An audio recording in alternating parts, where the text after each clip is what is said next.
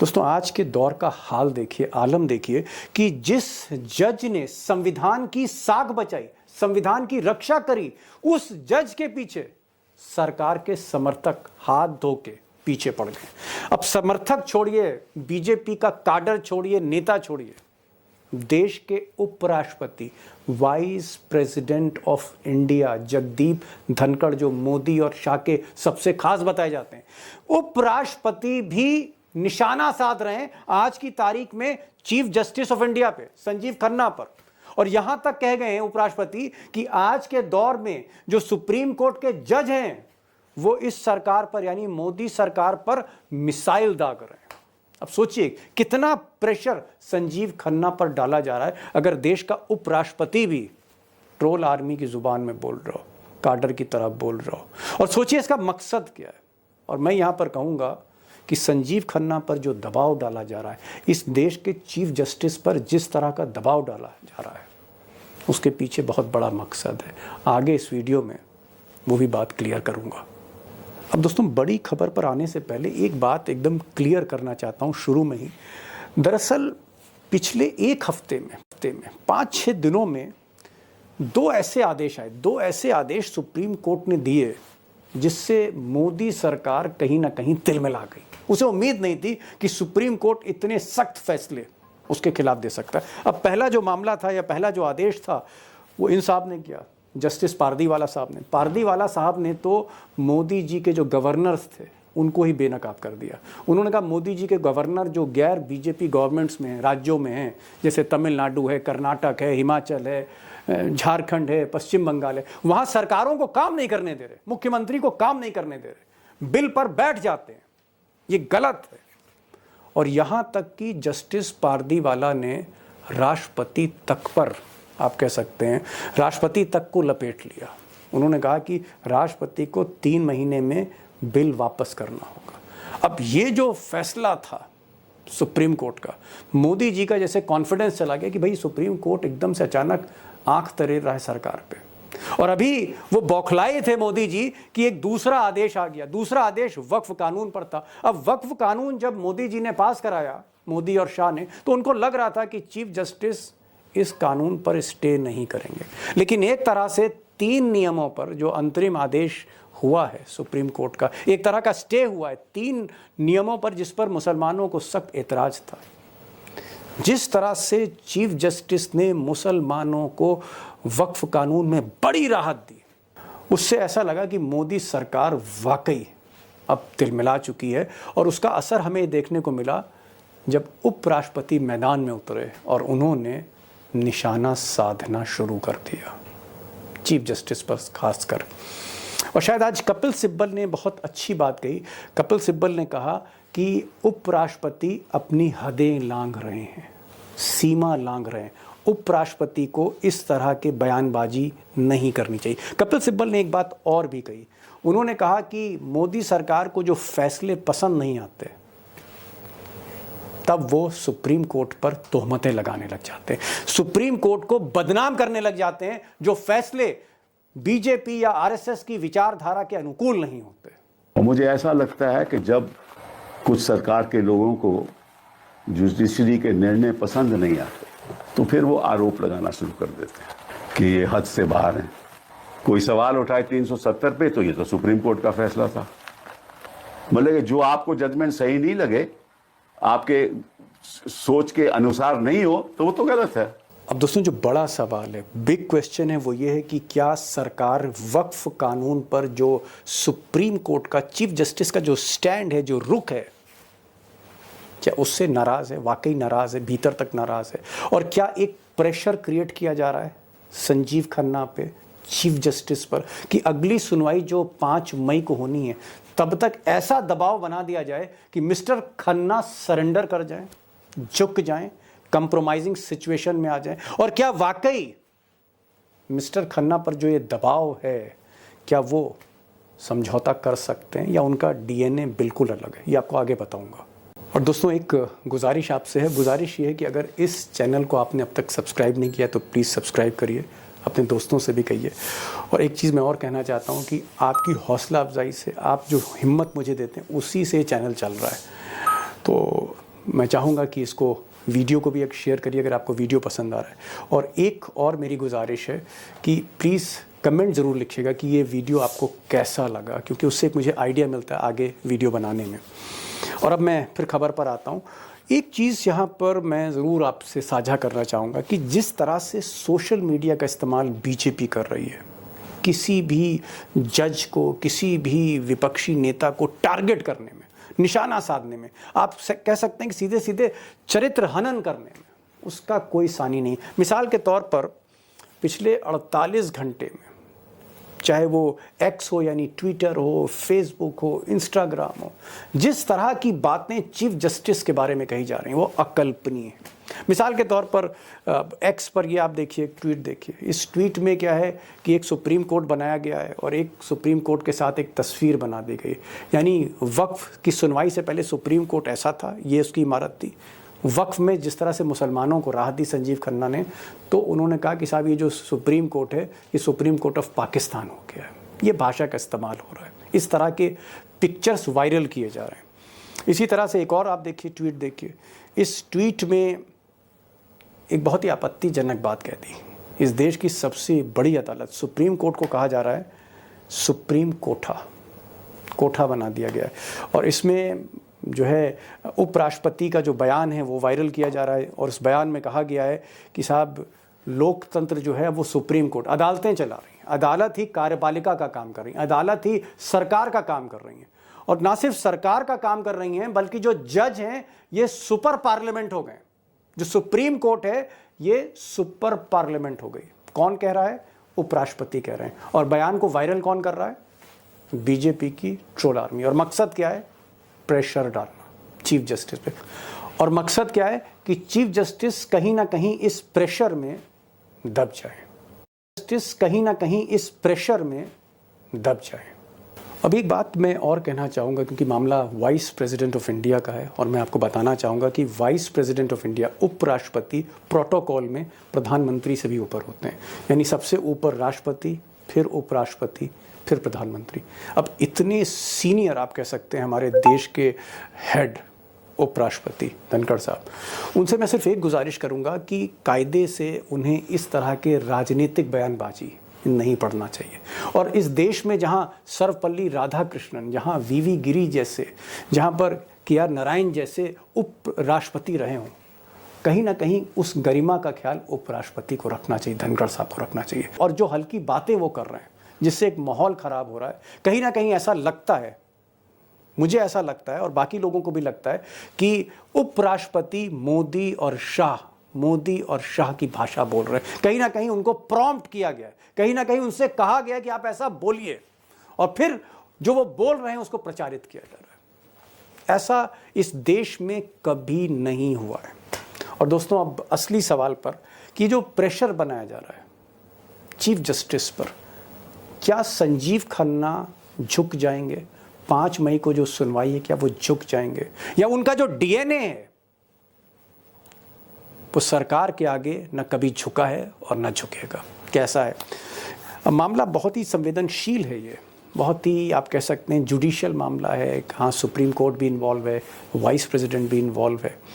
मैंने आज एक साहब को बुलाया है, अशोक अरोड़ा साहब को, और ये इत्तेफाक कहिए कि जगदीप धनखड़ के साथ भी उन्होंने काम किया 30 साल पहले, संजीव खन्ना के साथ भी काम किया। तो संजीव खन्ना को भी जानते हैं और धनखड़ साहब को भी जानते हैं, यानी जो निशाना साध रहा है उसको भी जानते हैं और जिसको टारगेट किया जा रहा है उसको भी जानते हैं। मेरी सिर्फ एक रिक्वेस्ट है कि जो अशोक अरोड़ा साहब बोल रहे हैं उसको गौर से सुनिएगा। सारी पिक्चर अशोक अरोड़ा की जो बातचीत है उससे क्लियर हो जाएगी। मेरा सवाल ये है अरोड़ा साहब, क्या उपराष्ट्रपति जगदीप धनखड़ या मोदी जी की जो ट्रोल आर्मी है वो, या सोशल मीडिया पे बीजेपी के IT सेल के जो लोग हैं, क्या संजीव खन्ना पर, सुप्रीम कोर्ट पर प्रेशर डाल रहे हैं, हमला करके एक दबाव बना रहे हैं? और क्या सरकार कहीं ना कहीं झुंझलाई हुई है जब से वक्फ पर इतना इंपॉर्टेंट डिसीजन दे दिया जो मुस्लिम्स के फेवर में जा रहा है संजीव खन्ना ने? और दूसरी बात, जो पारदीवाला, जिनको आप जानते थे, पारदीवाला साहब जो एक दूसरे जज हैं सुप्रीम कोर्ट के, उन्होंने जिस तरह से मोदी के गवर्नरों की आप कह सकते हैं लगाम टाइट करी है, उससे क्या सरकार झुंझलाई हुई है और एक प्रेशर क्रिएट किया जा रहा है चीफ जस्टिस साहब पे, सुप्रीम कोर्ट पर? दीपक जी, मेरे को थोड़ा समय दीजिए सेटल होने का, क्योंकि बड़ा दुख होता है, मतलब किसी दोस्त के बारे में बोलने में जिसको आप 30 साल से जानते हैं। कौन, किस दोस्त की बात कर रहे हैं? मैं जगदीप धनखड़ जी की बात कर रहा हूँ। अच्छा, उपराष्ट्रपति साहब जी, वो मेरे अच्छा। दोस्त थे। मैं थे कह रहा हूँ, मैं उनको दोस्त नहीं मानता हूँ, क्योंकि वो इस काबिल नहीं है। मतलब कि मैं उनको काबिल नहीं समझता कि मैं उनको अपना दोस्त कहूँ। अरे साहब, इतने बड़े वकील थे सुप्रीम कोर्ट के, मोदी जी कहते हैं उनसे बड़ा कोई वकील नहीं हुआ सुप्रीम कोर्ट में, आप कह रहे हैं काबिल नहीं है। आप देखो जरा, इनको उपराष्ट्रपति बनने से पहले कभी आपने पढ़ा किसी ने भी कहीं कानून की किताब, कहीं इन्होंने किसी कोई इंपॉर्टेंट केस किया हो, किसी पे जजमेंट पे कमेंट किया हो? कभी मजिस्ट्रेट की जजमेंट के खिलाफ भी इन्होंने कमेंट नहीं किया। मतलब ही वॉज पर्सन अननोन, इनको कोई नहीं जानता था। मतलब कोई मुकदमा तो मैं जब when I was the prime minister, जो सीई होता है सुप्रीम कोर्ट में, वो सेक्रेटरी होता है, और कपिल प्रेसिडेंट थे, ही वाज मेंबर एग्जीक्यूटिव। अच्छा, कपिल सिब्बल बार काउंसिल के वो Yes.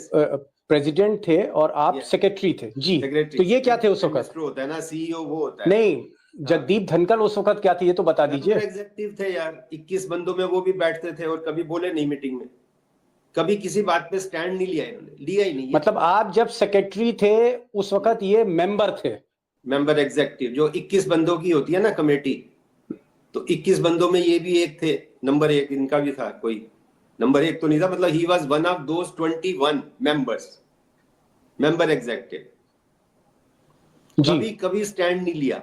मैं तभी कह रहा हूँ दोस्त थे। मेरे को शर्म आ रही है, मतलब मेरा दिल भारी होता है ये कहने में कि अपने दोस्त के बारे में ये बात कहो, लेकिन मैं तो 142 करोड़ पे बोलता हूँ, मैं किसी दोस्त पे नहीं बोलता हूँ ना। नहीं, लेकिन आज की तारीख में माफी चाहूंगा अरोड़ा साहब, आपका जो तजुर्बा है, मैं आपसे लीगल मैटर्स में बराबरी नहीं कर सकता, मैं तो एक्सपर्ट के तौर पे बुलाता हूं।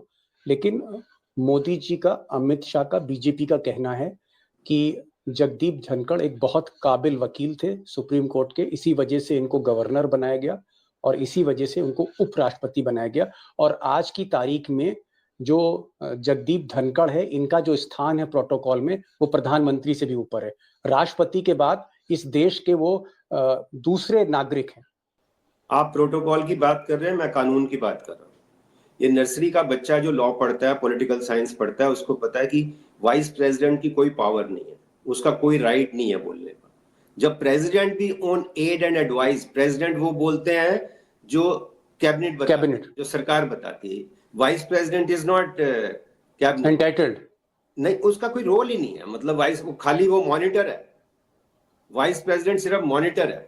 तो आपका क्या कहना है, अगर मैं सीधे लीगल मामले पर आऊं, आपका ये कहना है कि जगदीप धनखड़ साहब जो उपराष्ट्रपति हैं हमारे देश के, और हमें सम्मान करना पड़ेगा उनकी कुर्सी का, जगदीप धनखड़ ने सुप्रीम कोर्ट के जो जजेस हैं उनको कहा कि ये सुप्रीम संसद है, संसद से भी बड़ी है, और ये मिसाइल की तरह अटैक कर रहे हैं, मिसाइल मार रहे हैं। ये उनका लफ्ज था। क्या आपको लगता है कि ये उनको नहीं बोलना चाहिए था? यस या नो? कुछ और कह रहा हूँ, मैं कुछ और कड़वी बात कर रहा हूँ। जगदीप धनखड़ का कमेंट वैसा ही है जो ट्रोल आर्मी के अनपढ़ लड़के लगा रखे हैं ना उन्होंने आईटी सेल में, कि जो भी बोले उसके खिलाफ बोलो। तो वो ट्रोल आर्मी वाला काम कर रहे हैं, इतना घटिया काम कर रहे हैं। तभी मैंने कहा वो दोस्त थे। और दूसरी बात, जो ये मोदी शाह को तो सूट करता है, मोदी शाह को तो जो भी ट्रोल करेगा सुप्रीम कोर्ट को सूट करता है, इसलिए वो कह रहे हैं बहुत बड़े, कोई बड़े वकील नहीं थे, कोई इन्होंने ढंग का मुकदमा नहीं किया, कभी किसी बात पे कमेंट नहीं किया। ये तो गवर्नर क्लास के लिए भी एक कलंक है। आज गवर्नर ये कहते हैं ना, वो कहते हैं मुन्नी बदनाम हुई डार्लिंग तेरे लिए। तो सारे गवर्नर इसलिए बदनाम हुए हैं क्योंकि जो धनखड़ ने काम किया गवर्नर बन के, और जिसकी वजह से उनको वाइस प्रेसिडेंट बनाया, घटिया काम करने पे, उनको घटिया काम करने का इनाम दिया वाइस प्रेसिडेंट बनाने में। कोई उन्होंने अच्छा काम नहीं किया था। उन्होंने कहा मैं तो जनाब आपके लिए इतना बिक सकता हूं। उन्होंने साबित कर दिया मैं इतना बिक सकता हूं। चलिए, खैर आपके दोस्त थे, आपके दोस्त थे, मैं बहुत पर्सनल लेवल पे नहीं जाऊंगा, लेकिन आपने एक चीज कही कि आप कितने साल से इनको जानते हैं, तो बता दीजिए। 30 साल से ज्यादा जानता हूं, 30 साल से ज्यादा। कभी स्टैंड नहीं लिया, पर दोस्त हैं, बड़े भाई हैं, मैं इज्जत करता था, अब नहीं करता हूं। चलिए, आप कह रहे हैं अशोक अरोड़ा हैं, सीनियर एडवोकेट क्यों हैं। कर रहे हैं? दोस्तों ये इसलिए कर रहे हैं, इनको थोड़ी अकल होनी चाहिए। मैं ये भी कह रहा हूँ, ये दिमाग भी नहीं लगा रहे। ये सोच रहे हैं मैं अब ज्यादा बोल के प्रेसिडेंट बन जाऊंगा। अरे सारा गांव बन जाएगा, तुम्हें प्रेसिडेंट नहीं बनाएंगे। ये इनको समझ नहीं आ रही। मैं इनको एज ए फ्रेंड सजेस्ट कर रहा हूँ कि अपनी इज्जत रखो। ये कभी प्रेसिडेंट नहीं बनाएंगे, चाहे आप उल्टा लेट जाओ। ये इसलिए कर रहे हैं कि अब 27 में कुर्सी खाली हो रही है तो मेरे को प्रेसिडेंट बना दे। इनको ये नहीं पता प्रेसिडेंट नहीं बनाएंगे ये मोदी शाह, क्योंकि आप प्रेसिडेंट के पास फिर भी एक पावर आ जाती है कि प्राइम मिनिस्टर को कभी हटाने की या किसको प्राइम मिनिस्टर बनाए। प्रेसिडेंट के पास फिर भी एक पावर आ जाती है, इसलिए इनको कभी नहीं बनाएंगे। चलिए, इनको ये बात समझ नहीं आ रही है। मैं अब मुद्दे पे आता हूँ। हो गया, क्योंकि आपके वो दोस्त रहे, 30 साल पुराने दोस्त थे आपके, जगदीप धनखड़ उपराष्ट्रपति। आपने उनके साथ काम किया है। जब आप सेक्रेटरी थे तो वो मेंबर थे बार काउंसिल के, और कपिल सिब्बल प्रेसिडेंट थे आपके। इस विषय पे मैं नहीं जा रहा हूँ, मैं असली विषय पर आ रहा हूँ। क्या चाहे वो धनखड़ हो, वाइस प्रेसिडेंट हो, या फिर बाकी जो बीजेपी की ट्रोल आर्मी हो, जिस तरह से सुप्रीम कोर्ट के बारे में कहा जा रहा है, और मैं आपको कुछ प्रमाण दे रहा हूँ। ये कहा गया, जो सोशल मीडिया पे ट्रेंड हो रहा था, सुप्रीम कोर्ट को कहा गया सुप्रीम कोठा ऑफ इंडिया, नंबर 1। नंबर 2, यही जो ट्रोल आर्मी थी, इन्होंने वायरल करके कहा कि ये सुप्रीम कोर्ट ऑफ इंडिया नहीं है, ये सुप्रीम कोर्ट ऑफ पाकिस्तान है, और बाकायदा फोटो उसकी बनाई गई जहां पर बिल्डिंग पाकिस्तान के सुप्रीम कोर्ट की दिखाई गई। ये जो जिस तरह से संजीव खन्ना, जो हमारे चीफ जस्टिस हैं, जिन्होंने बहुत बोल्ड डिसीजन दिया वक्फ के मामले में, क्या उनको डराया जा रहा है? और 5 मई को जो अगली सुनवाई है उसके लिए प्रेशर क्रिएट किया जा रहा है? और क्या सरकार और बीजेपी और पूरा राइट विंग जो है वो क्या बहुत झुंझलाया हुआ है जब से ये वक्फ में मुस्लिम्स को रिलीफ मिला है? पक्की बात है, आई 100% agree with you Deepak ji. सरकार जो है टोटल बौखलाई हुई है। सरकार ने ट्रोल आर्मी लगा दी है।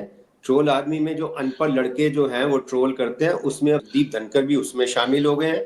इनकी कोई पावर नहीं है, इनको कमेंट करना नहीं चाहिए। सुप्रीम कोर्ट की पूरी पावर थी। गवर्नर जो हरकतें कर रहे थे, सुप्रीम कोर्ट ने एक अच्छा फैसला दिया है। और सुप्रीम कोर्ट का ये कहना कि प्रेसिडेंट इतने दिन में डिसाइड करे, इसमें कोई बुराई नहीं है। महात्मा गांधी से बड़े वकील नहीं है ये। महात्मा गांधी ने ये कहा था कि president is the first servant of people. President भी सर्वेंट है। प्रेसिडेंट को ये नहीं कह सकते प्रेसिडेंट लेके बैठ जाए 10 साल तो प्रेसिडेंट को कुछ कह नहीं सकते। तो जो पार्टीवाला साहब की बेंच ने जो जजमेंट दी है वो जजमेंट दिया जो महात्मा गांधी ने कहा है, जो बाबा साहब ने कहा है कि प्रेसिडेंट इज सर्वेंट, प्रेसिडेंट राजा नहीं है। ये जगदीप धनखड़ को समझनी चाहिए बात। ये अनपढ़ ट्रोल आदमी को समझ, राजा नहीं है प्रेसिडेंट। प्रेसिडेंट भी आंसरेबल है। इसलिए सुप्रीम कोर्ट ने कहा कि भैया महीना, 2 महीना, 3 महीना में डिसाइड करो। आप ये थोड़ी जब तक सरकार नहीं करेगी। अब सरकार की अगर यूनियन ऑफ इंडिया कहीं बिल लेके बैठ जाए तो मोदी नहीं बोलेंगे क्या? मोदी शाह नहीं बोलेंगे? अगर वो बिल लेके बैठ जाए प्रेसिडेंट तो नहीं कहेंगे जी फैसला करो ना आप।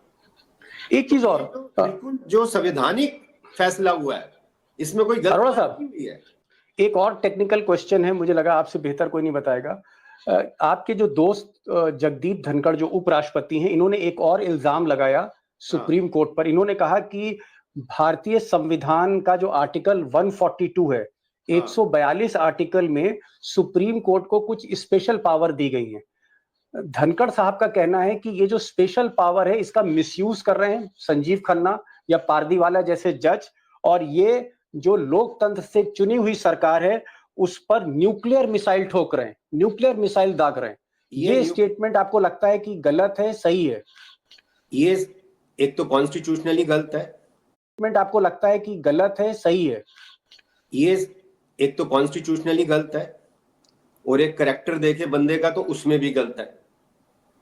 कॉन्स्टिट्यूशन नहीं, वो कह रहे हैं कि 142 आर्टिकल जो है 142 जो पावर देता है सुप्रीम कोर्ट को कि संविधान के मामले में वो कोई भी फैसला ले सकते हैं, उन्होंने कहा कि उसका मिसयूज, दुरुपयोग हो रहा है। ये मिस्टर संजीव खन्ना दुरुपयोग कर रहे हैं। पहली बात तो वो पावर बिल्कुल ठीक पावर है कि जब कोई प्रोविजन नहीं आपको मिलता, to do, wording used is to do complete justice.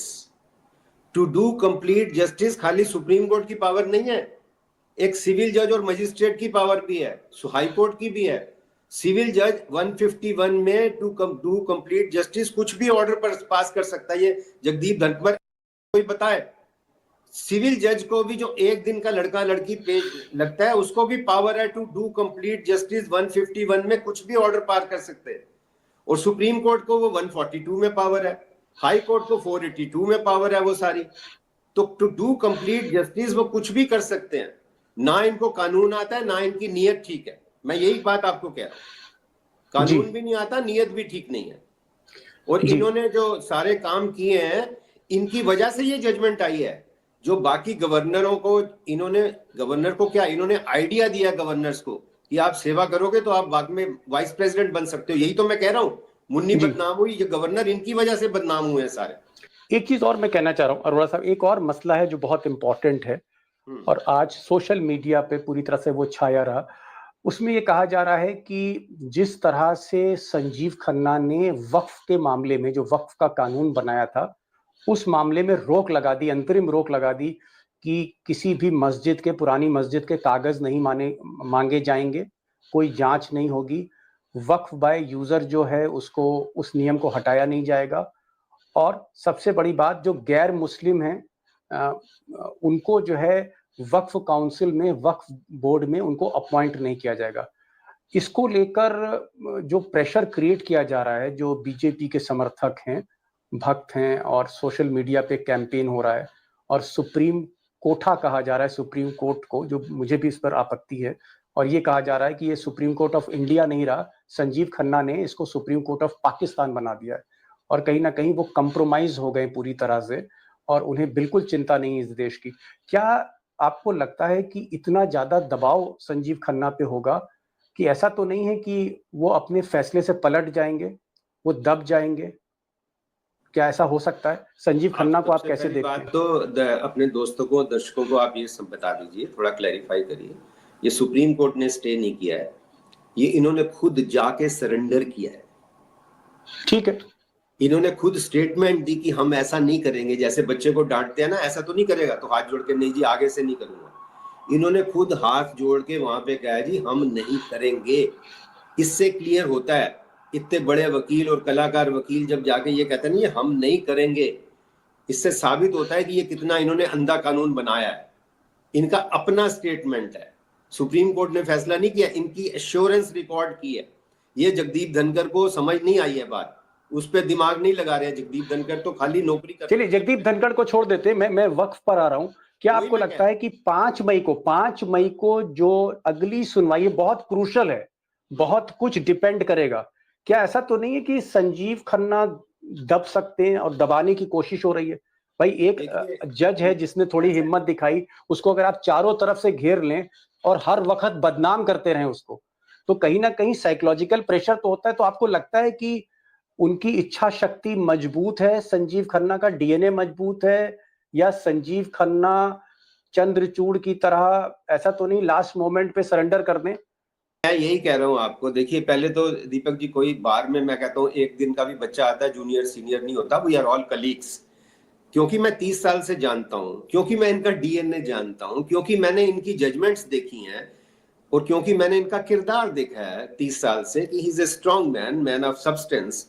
और आज तक की जो जजमेंट आई हैं उसके बिहाफ पे, उस पे बेसिस पे मैं कहता हूँ इट इज हाईली अनलाइकली। आप गैस नहीं करते हो, आप बता सकते हो। I am saying it is highly unlikely that Sanjiv Khanna would और his bench would come under pressure. मेरा इंप्रेशन है, बाकी तो कल क्या होगा किसी को नहीं पता है, लेकिन मेरा इंप्रेशन ये है। और ये बात आपकी बिल्कुल 100% दीपक जी ठीक है कि ये सारी ट्रोल आर्मी इंक्लूडिंग धनखड़ ये सिर्फ प्रेशर बना रहे हैं, ये हल्की बातें करते। चलिए एक सवाल का और जवाब दे दीजिए, एक सवाल का और जवाब दीजिए, अंतिम सवाल है।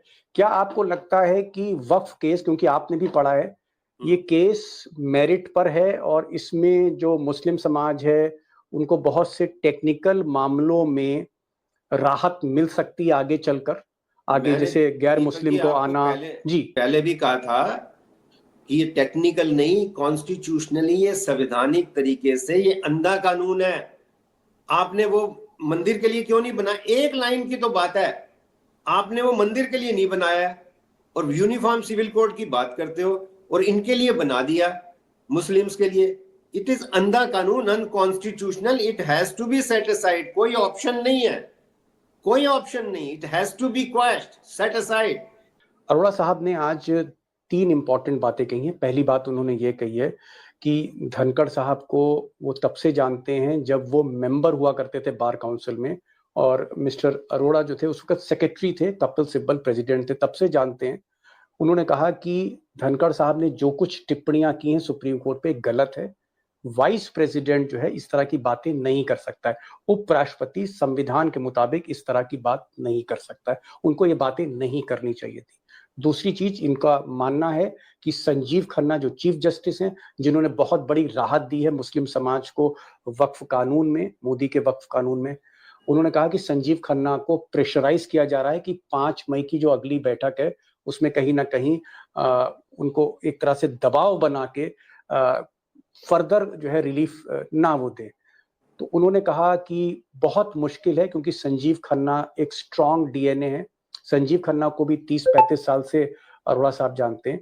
उन्होंने कहा कि संजीव खन्ना झुकने वाले नहीं, सरकार के आगे झुकेंगे नहीं, और अनलाइकली यानी बहुत कम संभावना है कि वो अपने फैसले से पलट जाएं। और तीसरी बड़ी बात उन्होंने ये कही कि ये जो वक्फ कानून है ये मेरिट पर है, पूरा केस अनकॉन्स्टिट्यूशनल है, बहुत से इसमें नियम, और ये आगे चल के सेट असाइड हो सकता है, ये आगे चलकर इस कानून पर रोक लग सकती, वो अरोड़ा साहब ने कहा है। अरोड़ा साहब, आपने समय निकाला और मैं आपका शुक्रगुजार हूं कि आप शॉर्ट नोटिस पे इस प्रोग्राम में आए और आपने बहुत खुलकर बात की। धनखड़ साहब के बारे में भी आपने बहुत कुछ कहा और आप बहुत कुछ बता सकते थे उनके पर्सनल लाइफ के बारे में, लेकिन हम इस शो में किसी के पर्सनल लाइफ में नहीं जाते हैं। इसलिए जो भी आपने कहा, मुझे लगता है दोस्तों को समझ आ गया होगा कि पर्दे के पीछे की कहानी क्या है और क्या खेल हो रहा है, सरकार क्या खेल कर रही, कितनी चुन चाहिए। Thank you so much mister Arora for joining this programme. Thank you so much sir.